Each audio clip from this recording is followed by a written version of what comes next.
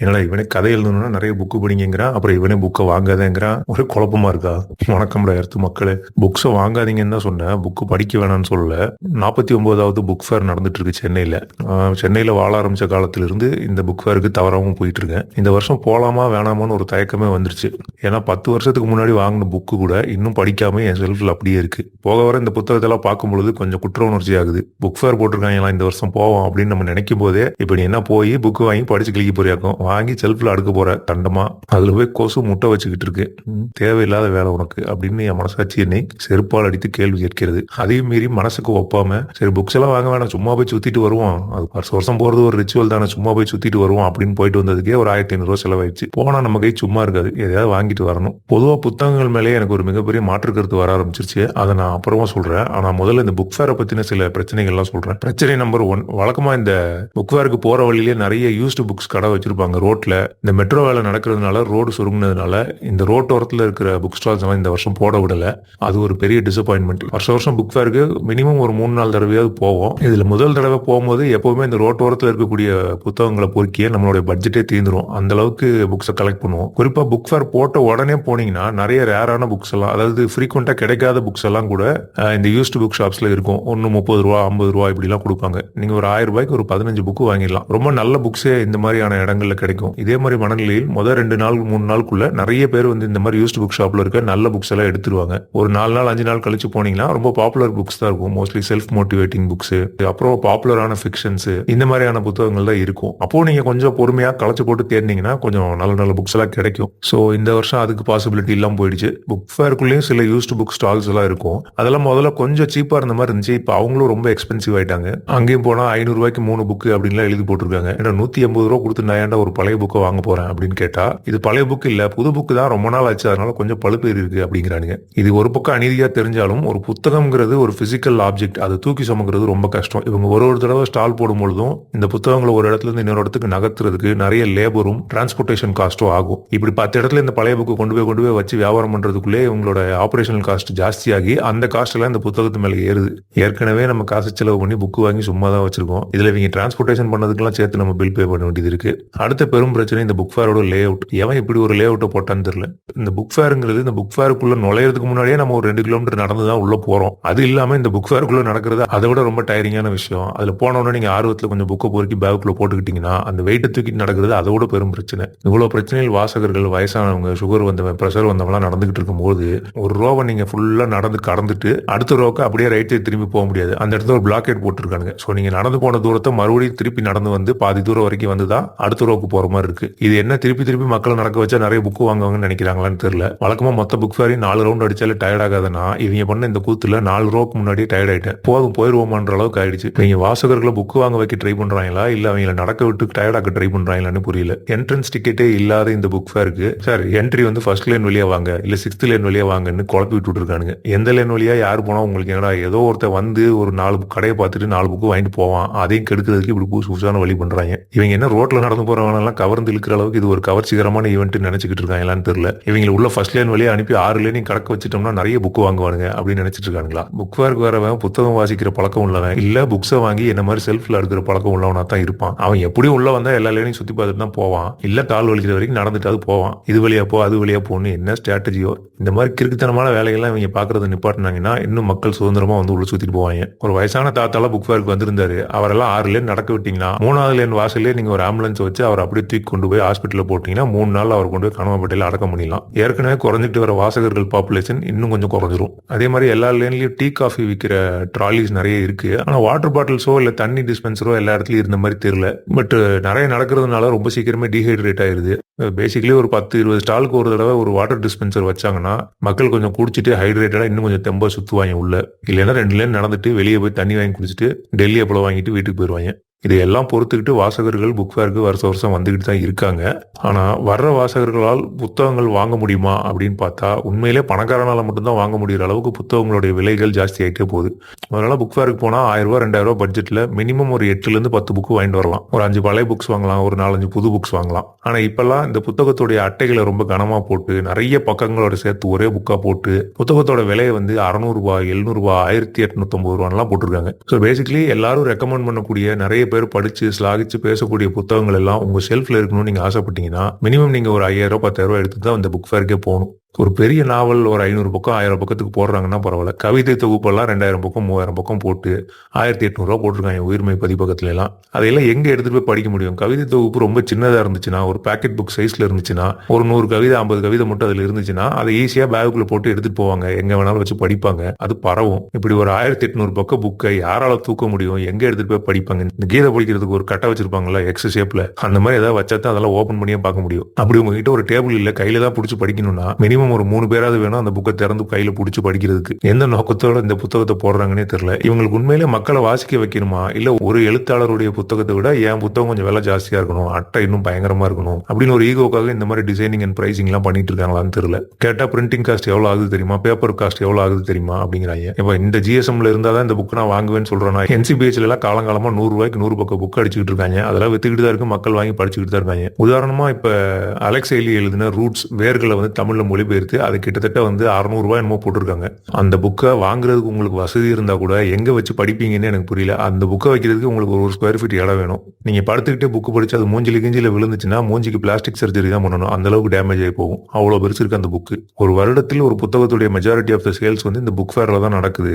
அதனால இதுல பிரைசிங்கை நம்ம காம்ப்ரமைஸ் பண்ண முடியாது, இதுல தான் நம்ம லாபம் எடுக்கணும், மிச்ச நேரம்லாம் புக்ஸ் விற்கிறதே இல்லை பெருசா அப்படிங்கிற பிரச்சனையை அவங்க மென்ஷன் பண்றாங்க. ஆனா புத்தக விலை கம்மியா இருந்துச்சுன்னா வருஷம் ஃபுல்லா வியாபாரம் ஆகும்னு எனக்கு தோணுது. தமிழ்நாட்டில் இருக்க 8 கோடி பேர்ல கிட்டத்தட்ட ஒரு 3 கோடி பேருக்கு மேல எழுத படிக்க தெரியும், புத்தகம் படிக்கிற ஆர்வமும் நிறைய பேருக்கு இருக்கும். இவங்க இது வரைக்கும் எந்த புக்கையாவது 1 கோடி காப்பிக்கு மேல வித்திருக்காங்களா? அப்படியே ஒரு புக்கு வித்திருந்தாலும் அது திருக்குறளாவோ பைபிளாவோ பொன்னியின் செல்வனாவோ இருக்கும். எல்லா வியாபாரத்திலும் உங்களுக்கு லாபம் ஜாஸ்தி வேணும்னா நீங்க மோர் நம்பர் ஆஃப் ப்ராடக்ட்ஸ் விற்கும் பொழுது தான் அது ஒரு சரியான வியாபாரமா இருக்கும். இப்போ ஒரு வியாபாரிக்கு ஒரு 1000 ரூபாய் லாபம் தேவைப்படுது அப்படின்னா ஒரு 100 ரூபாய்க்கு ஒரு பொருளை உற்பத்தி பண்ணி அதை 1100 ரூபாய்க்கு விற்க கூடாது. 1-2 தடவை வியாபாரம் ஆகும், ஆனா எல்லா தடவையும் அப்படி வியாபாரம் ஆகாது.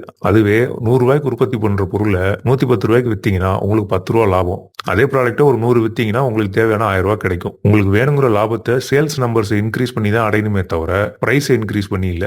இப்படி பிரைஸ் இன்க்ரீஸ் பண்ணிட்டே போறது ஒரு ஸ்டூபிடான பிசினஸ் மாடல். இது கொஞ்ச நாள்ல உங்களோட மார்க்கெட்டை நேரோ ஆக்கிட்டே போய் ஒரு கட்டத்துல இந்த பிசினஸையே அழிச்சிரும். நம்ம ஊர்ல நிறைய பேருக்கு எழுத படிக்க தெரியும், எல்லாருமே ஒரு பொட்டன்ஷியல் வாசகர் தான். ஆனா மாசம் ஒரு 30,000 ரூபாய்க்கு கம்மியா சம்பாதிக்கக்கூடிய ஒருத்தன் திடீர்னு புக் ஃபேர் வருது போய் புக்ஸ் வாங்கலாம்னா அவனால அதிகபட்சமா ஒரு 1000 ரூபாய் 2000 ரூபாய்க்கு தான் புக் வாங்க முடியும். இன்னைக்கு புக்ஸ் விற்கிற விலைக்கு 1000 ரூபாய்க்கு அவனால அதிகபட்சமா ஒரு 2 இல்ல 3 புக் வாங்க முடியும். இந்த 3 புக்கை வாங்கிட்டு போய் அவன் வீட்டுல வச்சு அவன் அதை படிக்கவும் மாட்டான். அவன் கண்ணு முன்னாடியே அது கிடந்து செல்லரிச்சு போகும். பார்க்க அவனுக்கு என்ன தோணும், இந்த 1000 ரூபாய் இதுக்கு செலவு பண்ணதுக்கு ஏதாவது வாங்கியா தின்றுக்கலாம்னு தோணும். அவ்வளவுதான். உங்க புக் ஃபேருக்கு ஏற்கனவே குறைஞ்சிட்டு வர வாசகர்கள் இன்னொரு வாசகன் குறைஞ்சிருவான். ஒரு ஊருடைய எக்கானமி எவ்வளவு பெருசா இருந்தாலும் சரி, அந்த ஊருடைய மக்கள் எவ்வளவு சம்பாதிச்சாலும் சரி, அந்த மக்களுடைய ஸ்பெண்டிங் லிமிட்ஸை கண்டுபிடிக்கிறதுக்கு ஒரே வழி அந்த ஊர்ல குவார்டர் என்ன விலைக்கு விற்குது அப்படிங்கறத வச்சுதான். குவார்டர் 150 ரூபாய்க்கு விற்குது. சோ 150 ரூபாய்க்கு மேல நீங்க இந்த ஊர்ல எதை வித்தாலும் அதை உண்மையிலே வாங்கணுமா அப்படின்னு மக்கள் யோசிப்பான். அது சினிமா டிக்கெட்டா இருந்தாலும் சரி, புக்கா இருந்தாலும் சரி, இல்ல நீங்க உயிரை பிழிஞ்சு உருவாக்குன எந்த விதமான கிரியேட்டிவ் ஒர்க்கா இருந்தாலும் சரி, இந்த 150 ரூபாய்க்கு அந்த குவார்டர் அவனுக்கு கொடுக்கக்கூடிய கேரண்டீடு போதையை தாண்டி நீங்க உருவாக்குற ஆர்ட் அவனுக்கு எவ்வளவு இன்பத்தை தந்தாலும் அது 150 ரூபாய்க்கு மேல இருக்கும் பொழுது இது அவசியம் நம்ம வாங்கணுமான்னு அவன் யோசிப்பான்.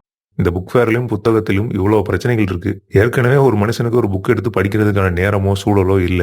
ஏகப்பட்ட டைவர்ஷன்ஸ்க்கு நடுவில் வாழ்ந்து கொண்டு இருக்கக்கூடிய மனிதர்களை மேற்கொண்டு படிக்க விடாம தடுக்கிறதுக்கு இப்படி புதுசான பிரச்சனைகள் எல்லாம் முளைச்சுக்கிட்டே வருது. இதையெல்லாம் கடந்து நம்ம எப்படி வாசிக்கிறது அப்படிங்கிறதுக்கு தான் இந்த புக்ஸை வாங்காதீங்கன்னு நான் சொன்னேன். ஏன்னா இந்த physical copies of book totally impractical. ஒரு மனுஷனுக்கு எப்போ புக்கு படிக்க நேரம் கிடைக்கும்? அவனுக்கு ஒன்னும் லீவா இருக்கணும், இல்ல எங்கேயாவது அவன் பயணம் பண்ணும், இல்ல அலுவலகத்துல பிரேக் டைம்ல படிப்பான், இல்ல தூங்குறதுக்கு முன்னாடி கொஞ்ச நேரம். இந்த மாதிரி நேரத்துல தான் ஒரு மனிதனால் வாசிக்க முடியும். வாசகர்கள் அப்படின்னு சொல்றதுனால அவங்களுக்கு வாசிக்கிறது மட்டும்தான் வேலை கிடையாதுல்ல, அவங்களுக்கு ஏகப்பட்ட வேலை இருக்கும். அதுக்கு நடுவில் எப்போவாது படிப்பாங்க. அப்படி நம்ம எப்ப வேணாலும் எந்த புத்தகத்தை வேணாலும் எடுத்து படிக்கிறதுக்கு நம்ம வாங்குற இந்த பிசிக்கல் காப்பீஸ் எல்லாம் தூக்கிட்டே தெரிய முடியாது. என்ன போன்ற சில ஆட்கள் ஒரே நேரத்தில் ஒரு புக்கு படிக்க மாட்டோம். நான் ஒரு 10 புக்கை 4 பக்கமா மாத்தி படிச்சு ஒரு 8 மாசத்துலயோ 10 மாசத்துலயோ ஒரு 5 புக்கை படிச்சு முடிச்சிருவேன். நீங்க இப்படி வாசிக்கிற ஆளா இருந்தாலும் சரி, இல்ல ஒரு புக்கை கையில் எடுத்தா மொத்தமா படிச்சு முடிக்கிற ஆளா இருந்தாலும் சரி, நினைச்ச நேரம் ஒரு புக்கை எடுத்து படிக்கிறதுக்கான வாய்ப்பை இந்த பிசிக்கல் புத்தகங்கள் உங்களுக்கு வழங்குறது இல்லை. குறிப்பா அதுவும் டிராவல் பண்ணும்போதெல்லாம் புக்ஸ் எடுத்துட்டு போனோம்னா ஏற்கனவே நம்ம டிராவல் பண்றதுக்கு தூக்கிட்டு போற பொருட்களே அதிகமா இருக்கும். அது பத்தாதுக்கு இந்த புக்ஸ் வேற எடுத்துட்டு போனோம்னா மேக்ஸிமம் நம்ம ஒரு 2-3 புக்கு கேரி பண்ண முடியும். ஒரு பயணத்தின் போது திடீர்னு அங்க பெய்கிற மழையோ, அங்க நடக்கக்கூடிய விபத்தோ,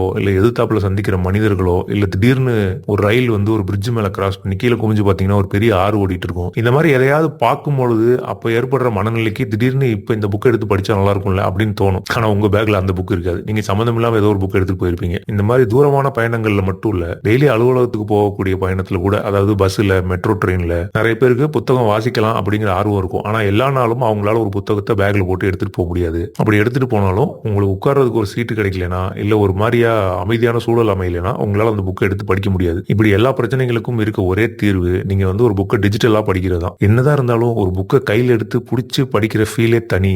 அந்த புத்தகத்திலிருந்து வரக்கூடிய பேப்பர் வாசனை, பழைய புத்தகத்தின் பழுப்பேறிய நிறங்கள், அப்புறம் யூஸ்டு புக்ஸ் வாங்கும்போது அதுல யாரோ ஒருத்தர் ஹைலைட் பண்ணி வச்சிருக்க பாயிண்ட்ஸ், இந்த மாதிரியான விஷயங்கள் எல்லாம் நம்ம ரொமான்டிசைஸ் பண்ணிக்கிட்டு இந்த மாதிரி டிவி கண்டுபிடிக்கிறதுக்கு முன்னாடி வாழ்ந்த கற்கால மனிதன் மாதிரி பேசிக்கிட்டு இருக்க கூடாது. இப்ப கிண்டில் மாதிரியான ரீடிங் ஆப்ஸ் நிறைய இருக்கு. அது நீங்க ஈஸியா உங்க போன்லயே இன்ஸ்டால் பண்ணிக்கலாம். எப்படி பார்த்தாலும் நம்ம எல்லாரும் minimum 1 to 2 hours of screen time daily போன்ல ஸ்பெண்ட் பண்றோம். ஒரு 2 நிமிஷம் பஸ்ஸுக்கு நிக்கணும், இல்ல ஒரு 10 நிமிஷம் ட்ரெயின்ல டிராவல் பண்ண போறோம்னா கூட டக்கு நம்ம போன் எடுத்து மெசேஜ் செக் பண்றோம், இல்ல சோஷியல் மீடியா ஆப்ஸை ஓபன் பண்ணி சும்மா ஸ்க்ரால் பண்ணிட்டு இருக்கோம். இது ஒரு மசில் மெமரி மாதிரி ஆயிடுச்சு. இது செய்யற அதே நேரத்துல நம்ம ஒரு சோஷியல் மீடியா ஆப்புக்கு பதிலாக ஒரு ரீடிங் ஆப் ஓபன் பண்ணோம்னா மினிமம் ஒரு பக்கமோ 2 பக்கமோ டெய்லி படிப்போம். இப்படி படிக்க ஆரம்பிச்சு நான் கிட்டத்தட்ட போன வருஷத்துல மட்டும் ஒரு 10 புக்கு படிச்சு முடிச்சிருக்கேன். வெறும் ட்ரெயின்ல டிராவல் பண்ணும்பொழுது, படம் போடுறதுக்கு முன்னாடி தியேட்டர் வாசல்ல உட்கார்ந்துருக்கும் பொழுது, இப்படி கிடைச்ச நேரத்துல ஒரு பக்கம் 2 பக்கமா படிச்சுதான் இவ்வளவு புத்தகங்களை என்னால படிக்க முடிஞ்சது. என் புத்தக மாதிரி நிறைஞ்சு வழிகிற அளவுக்கு என்கிட்ட புக்ஸ் இருந்தா கூட புக்ஸை கையில எடுத்து நான் ஒரே வருஷத்துல இத்தனை புக்கு படிச்சு முடிச்சதே கிடையாது. கிண்டில் மட்டும் இல்ல, நிறைய இபுக் ரீடர்ஸ் நம்மளுடைய பிளே ஸ்டோர்லயும் ஆப் ஸ்டோர்லயும் கிடைக்கும். அதை நீங்க டவுன்லோட் பண்ணி வச்சுட்டு நீங்க எங்க இருந்து வேணாலும் ஒரு ஃபைலை இம்போர்ட் பண்ணி அதில் ஓபன் பண்ணி படிச்சுக்கலாம். பிடிஎஃப் படிக்கிறத விட இபுக்கா படிச்சீங்கன்னா உங்களால ஃபாண்ட் அட்ஜஸ்ட் பண்ணிக்க முடியும். உங்களுக்கு வேணுங்கிற ஃபாண்ட்ல உங்களுக்கு வேணுங்கிற சைஸ்ல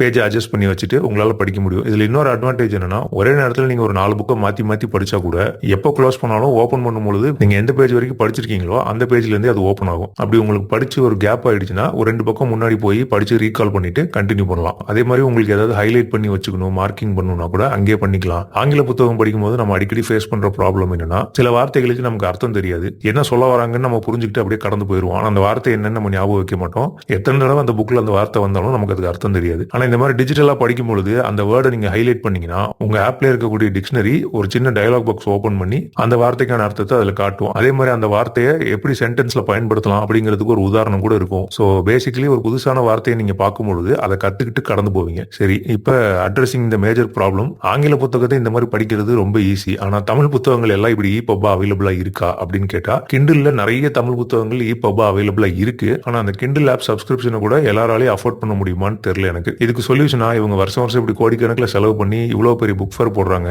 எழுத்தாளர் பப்ளிஷர்ஸ் எல்லாம் பார்த்தா நல்லா வசதியா இருக்க மாதிரி தான் தெரியுறாங்க. சில எழுத்தாளர்கள்லாம் பாத்தீங்கன்னா பிராண்டட் சட்டை, ஃபாரின் கண்ணாடி, அரபு நாட்டு சென்ட்னு மஸ்து வந்த யானை மாதிரி மணக்குறாங்க. இப்படி காசு வச்சிருக்காங்க. இவங்க கொஞ்சம் நிதி திரட்டி நம்ம ஊர்ல இருக்க பப்ளிஷர்ஸ் எல்லாம் சேர்ந்து இதே மாதிரி ஒரு ரீடர் கிரியேட் பண்ணாங்கன்னா எல்லா பப்ளிஷரோடைய எல்லா புத்தகங்களையும் ஒரே ஆப் மூலியமா ஆக்சஸ் பண்றதுக்கு ஏற்பாடு பண்ணலாம். அதே மாதிரி டெய்லி நியூஸ், வார நாளிதழ்கள், மந்த்லி மேகசின்ஸ், அப்புறம் சில ஆன்லைன் மேகசின்ஸ் இருக்கு. இந்த மாதிரி எல்லாத்தையும் மொத்தமா சென்ட்ரலைஸ்டா ஒரே இடத்துல வச்சாங்கன்னா ஒரு ஆப் இன்ஸ்டால் பண்ணி ஒரு சப்ஸ்கிரிப்ஷன் வாங்குறது மக்களுக்கு ஒன்றும் பெரிய பிரச்சனையா இருக்காது. இல்ல அந்த ஆப்ல இன் ஆப் பர்ச்சேசஸ், அதாவது இப்ப எனக்கு இந்த பர்டிகுலர் புக் தான் வாங்கணும்னா அதோட பிரிண்டிங் காஸ்ட்டை அப்படியே அவாய்ட் பண்ணிட்டு அந்த புக்கை மட்டும் நான் பர்ச்சேஸ் பண்ணி என்னோட அக்கௌண்ட்ல வச்சுக்கலாம். ஒரு 100 ரூபாய் லாபத்துல ஒரு 500 ரூபாய்க்கு ஒரு புக் வித்துட்டு இருக்கீங்க அப்படின்னா அந்த புக்கை வருஷத்துக்கு ஒரு 1000 பேர் தான் வாங்குவாங்க. அதே புக்கை ரீடர்ல நீங்க ஒரு 50 ரூபாய்க்கு வித்தீங்கன்னா 1000 பேர் இல்ல 10,000 பேர் கூட அந்த புக்கை வாங்குறதுக்கு வாய்ப்பு இருக்கு. நிறைய எழுத்தாளர்களே கிண்டில் அவங்க புக்ஸ் அப்லோட் பண்ணதுக்கு அப்புறம் கிண்டில் இருந்து மாசம் மாசம் ஏதோ ஒரு தொகை வந்துகிட்டே இருக்கு. நிறைய பேர் ரீடர்ஸ் வழியா இந்த புக்ஸை படிக்கிறாங்க அப்படிங்கறத அவங்களே உணர்றாங்க. ஆனா அதுக்கு ஏன் இப்படி ஒரு ஏற்பாடு பண்ண மாட்டாங்கன்னு தெரியல. சோ இவங்க இந்த மாதிரி ஒரு ஆப் கிரியேட் பண்றதெல்லாம் ரெண்டாவது இருக்கட்டும். ஆனா எப்படி பார்த்தாலும் வாசகர்கள் ஆகிய நாம் முடிஞ்ச அளவுக்கு டிஜிட்டலி படிக்க ஆரம்பிச்சோம்னா நம்ம வேணுங்கிற புக்கை வேணுங்கிற இடத்துல எப்ப வேணாலும் எடுத்து ஆக்சஸ் பண்ணலாம். அதே மாதிரி எந்த அளவில் வேணாலும் படிக்கலாம். ஒரு தடவை ட்ரை பண்ணி பாருங்க, கண்டிப்பா தேங்க் பண்ணுவீங்க. ரொம்ப நேரம் நம்ம ஸ்கிரீனை பார்ப்போமே அப்படி இப்படின்லாம் நம்ம கில்ட் ஆக தேவையில்லை. நம்மளோட போன்ல இருக்க ஸ்கிரீன் பிரைட்னஸ் குறைச்சு வச்சுட்டு ரெஃப்ரெஷ் ரேட்டை குறைச்சிட்டு இல்ல ஒயிட் பேக்ரவுண்டுக்கு பதிலாக பிளாக் தீமுக்கு மாத்திட்டு கூட நம்ம படிக்கலாம். இந்த ஸ்கிரீனை பாக்குறோம் அப்படிங்கிறது ஒரு மைனர் இன்கன்வீனியன்ஸ் தான். ஒரு சரியான வெளிச்சம் இல்லாத அறையில நீங்க ஒரு புத்தகத்தை படிச்சா கூட அதுவும் உங்களுக்கு கண்ணுக்கு நிறைய பிரச்சனைகள் உருவாக்கும். இந்த மாதிரி மைனர் இன்கன்வீனியன்ஸ் எல்லாம் கடந்துட்டு முக்கியமா இந்த பிசிக்கல் புக்ஸ் மேல உங்களுக்கு இருக்கக்கூடிய காதலை பிரேக்கப் பண்ணிட்டு இந்த டிஜிட்டல் ரீடிங்கை டேட் பண்ண ஆரம்பிச்சீங்கன்னா உங்களுடைய ரீடிங் ஹேபிட் பல மடங்கு வளரும். உங்களுடைய புக்ஸ் பர் இயர் ரேஷியோவும் ஜாஸ்தியாகும். அதை விட முக்கியமா உங்களோட சோஷியல் மீடியா யூசேஜ் டிராஸ்டிக்கா குறையும். ஸோ பிசிக்கல் புக்ஸை வாங்கி செல்ஃப்ல அடுக்கி வீட்டை அலங்காரம் பண்றதுக்கு பதிலா டிஜிட்டல் புக்ஸா வாங்கி உங்க போன்லயோ டேப்லெட்லயோ வச்சுட்டு உங்களுடைய வாசிக்கும் பழக்கத்தை அதிகப்படுத்துங்கள். இந்த மாதிரியான குதர்க்கமான கருத்துக்கள்லாம் கேட்கறதுக்கு இந்த சென்டர் சிடி சேனலை சப்ஸ்கிரைப் பண்ணுங்க. இதே பேர்ல இருக்க என்னோட இன்ஸ்டா பேஜை ஃபாலோ பண்ணுங்க. நன்றி, வணக்கம்.